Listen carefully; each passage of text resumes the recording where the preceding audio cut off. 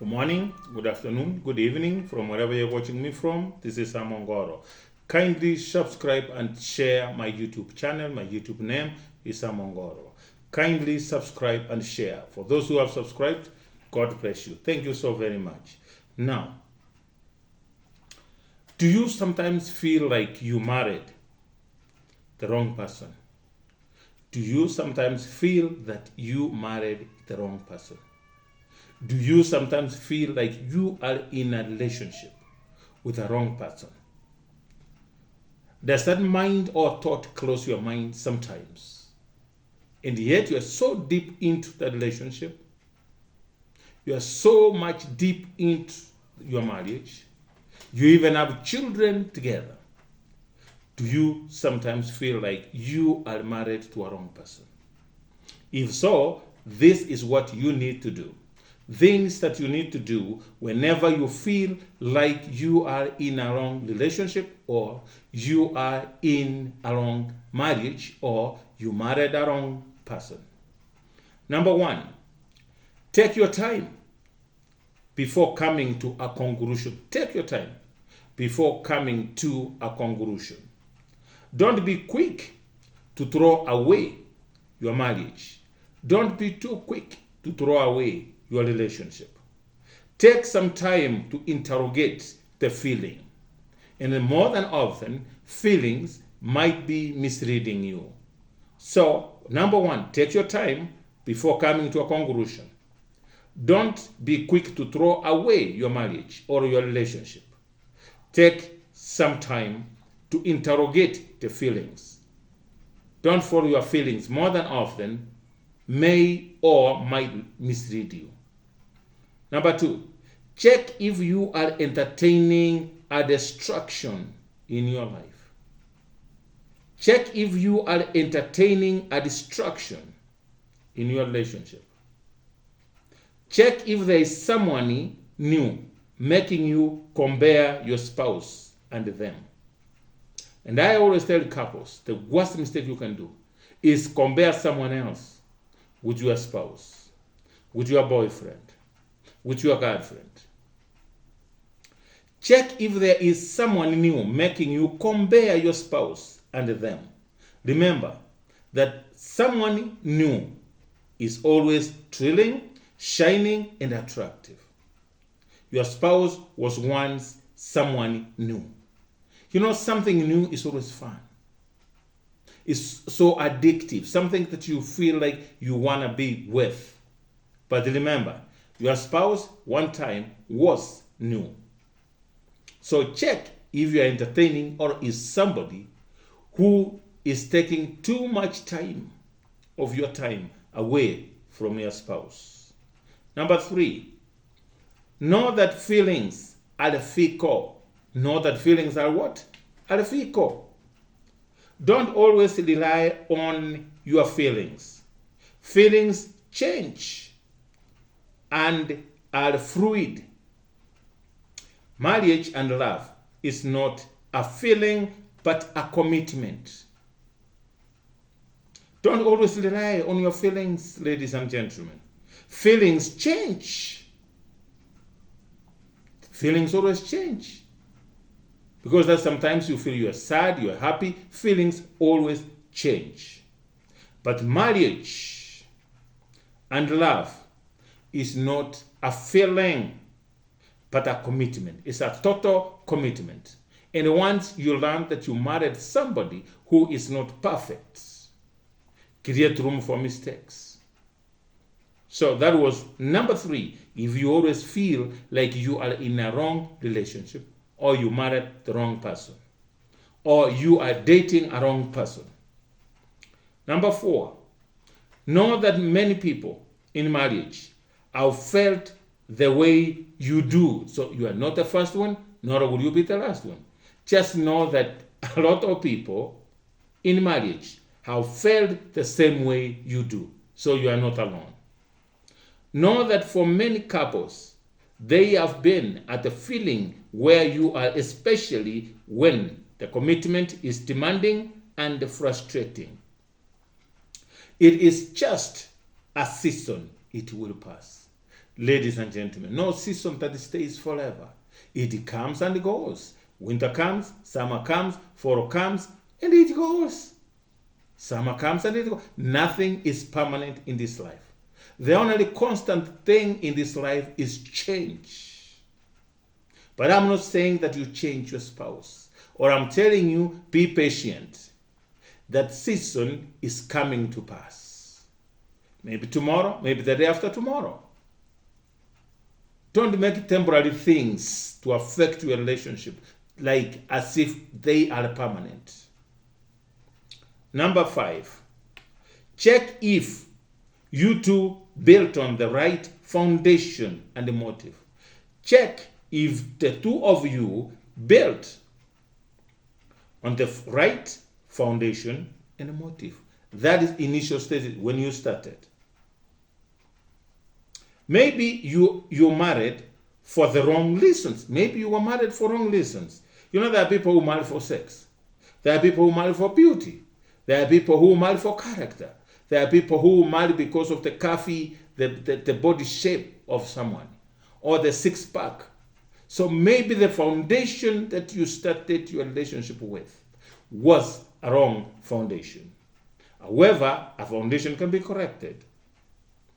And I say number 5, check if the two of you built on the right foundation and a motive.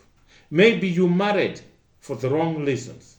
There are people who marry for someone who, oh, I'm sick and tired of staying alone. I need someone to cook, clean the house, wash clothes for me, iron, and everything. To do the house chores. Maybe that's why you got married. Just figure out what is the foundation and what it was then of your love. Maybe you married for wrong reasons.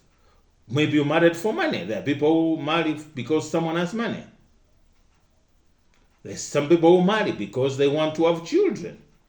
There are people who get married just for social status.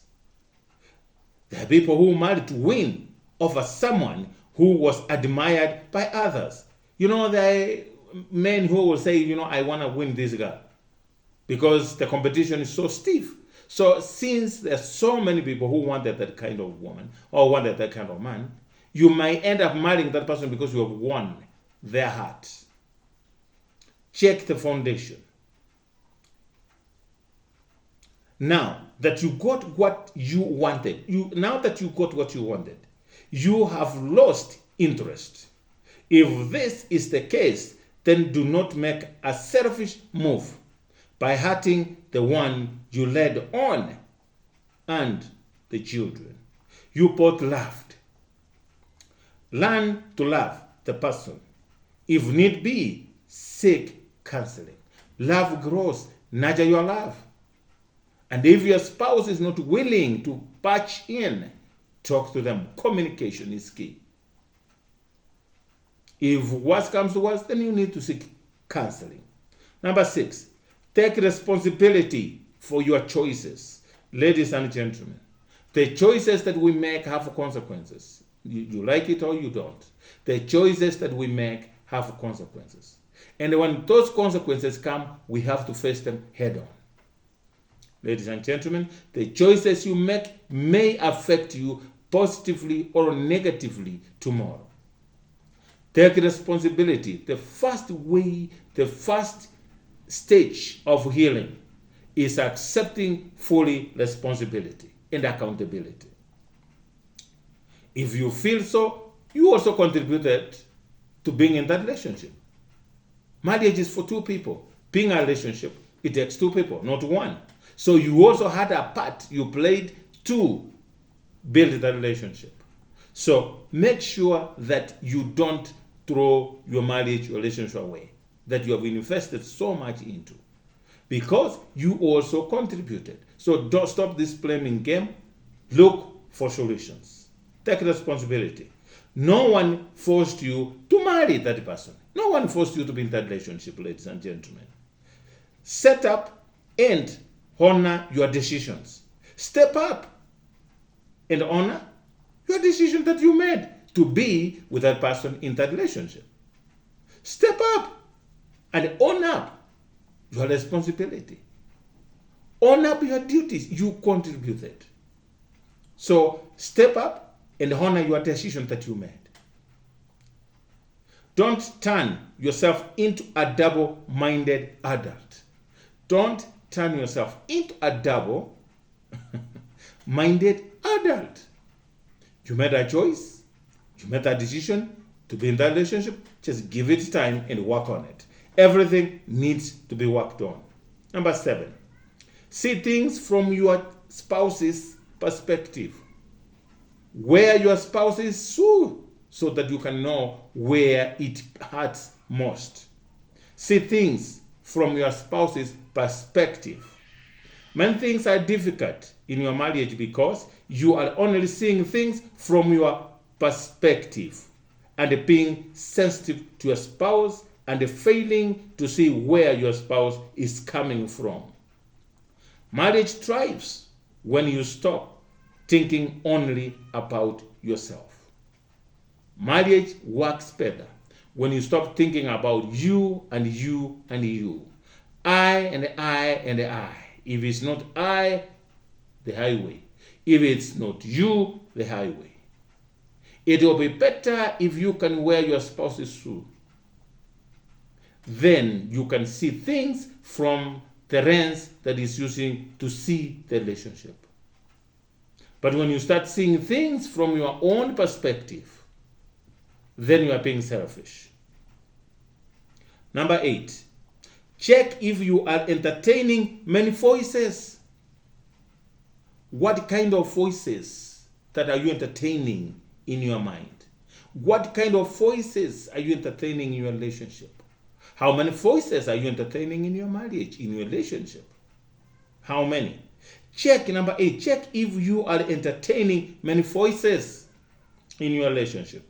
When you get various advice from different people with different values and opinions, when you get various advice from different people with different values, with different upbringing, with different agendas, with different experiences and outlooks, different outlooks, you can easily get confused and begin to doubt your spouse. Be careful who you listen to. Be very careful who you listen to. Ladies and gentlemen, whom are you taking advice from? Are you taking advice from your friends, your family, your neighbor, your pastor, or the elders? You don't have to forget that marriage, the relationship, is yours and yours alone. So be committed to your spouse. Relationship takes two people.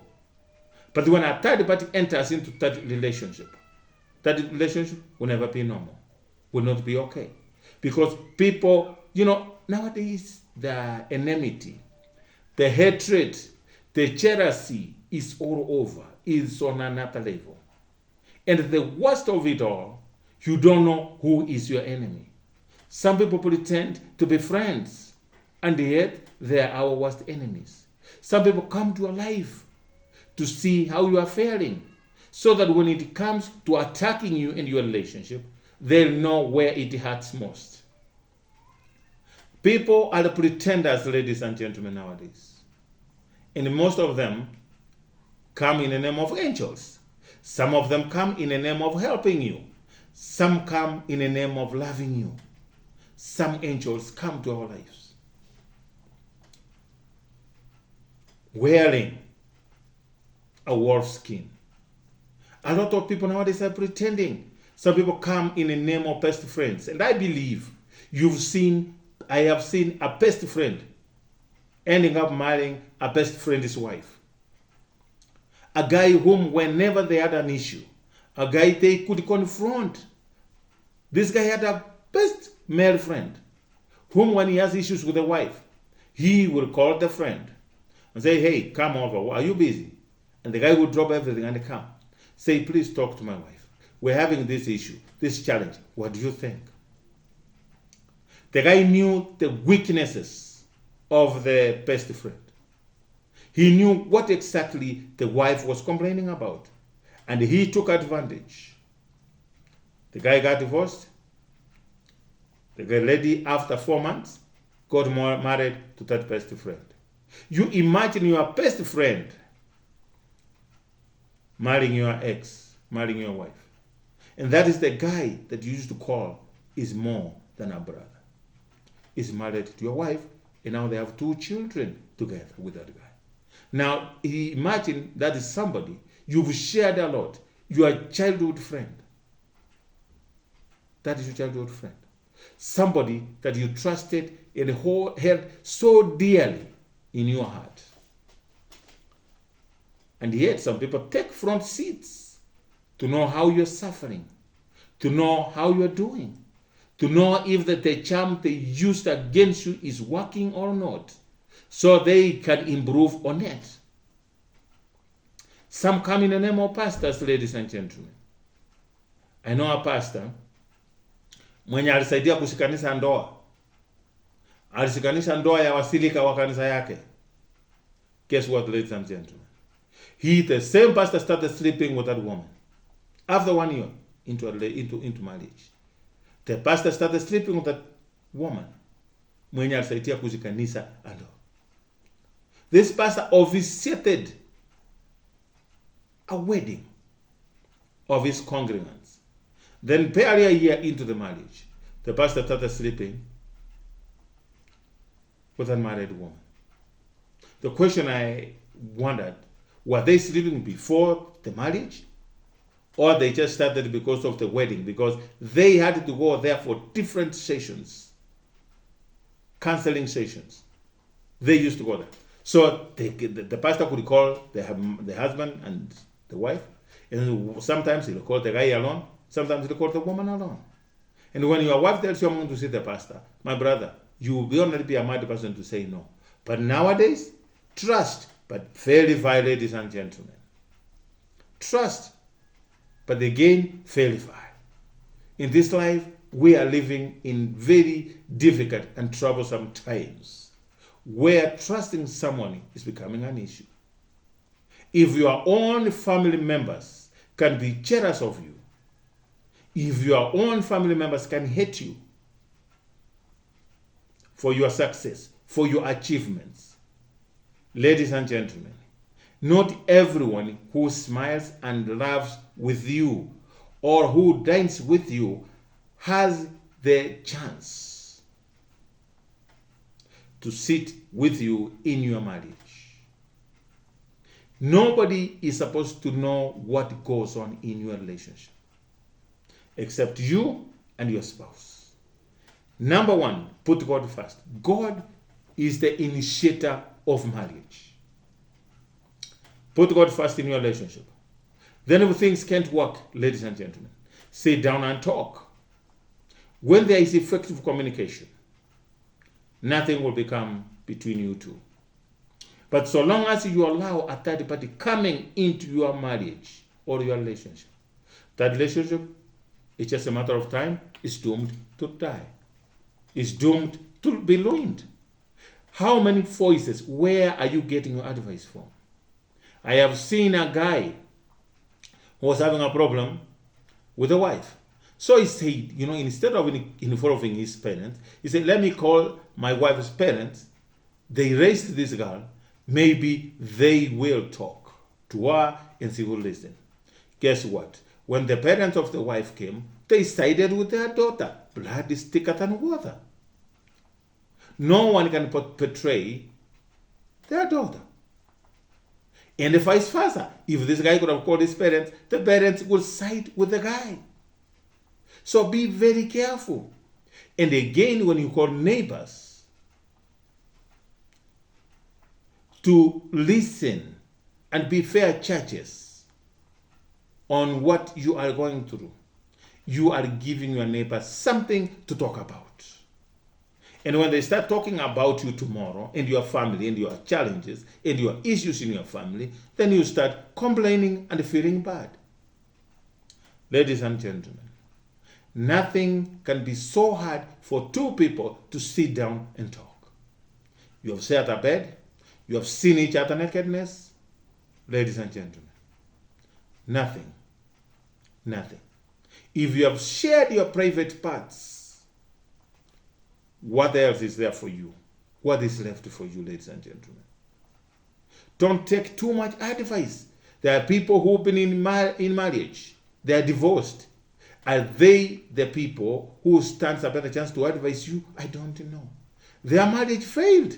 So they would say and do everything to make all marriages look bad. But not all of them. There are those who will advise you rightly. There are those who will advise you genuinely. But more than often, they will try whatever they can to discredit marriage institution. Because they were there, so they'll try as much as they can to recruit others so that they don't feel alone. Marriage is a beautiful thing. And there's those married women who seek advice from single people, ladies and gentlemen. Somebody who has never been in marriage. Somebody who's never been married before. How do you expect them to advise you about marriage? How can they advise you of something they don't even know? They have not lived it. They have no knowledge about. Now, how do you seek advice from a single person, ladies and gentlemen? How do you seek advice from elders of the church? You don't know the intention of others. But the intention of your spouse is to make your relationship, your marriage work. Maybe the elders want to sleep with your wife, and you run to them for help. You're sending your wife to the wolves. You're sending your wife to the hyenas. You are exposing your husband to the hyenas. Nowadays, even getting engaged alone can trigger hatred. People will advise you wrongly. People will misadvise you. Ladies and gentlemen, the fear of God is the beginning of wisdom. Let's seek everything that goes wrong in our marriage, in our relationships. Let's seek answers from where? From God. Like when your TV is acting funny, your radio or anything, any electronic, you go to the manual, you look and read the manual, and you get answers from there. So who has the manual for our marriage? It is God himself. It is in a good book. So search answers from the manual. Who created human beings? God. Who created marriage? It's God. Why seek advice from wrong people? I'm not saying it's wrong to seek for advice, but I do believe, let's say now I have a problem with my wife. I have called a battalion of elders to come and advise me. Now they have come and they will go. I'll be left in this house with my wife. Now at night, who will tell my wife to remove her clothes? Who will tell my wife or I that it's time for us to be intimate? It is us. So everything starts with us and it stops with us.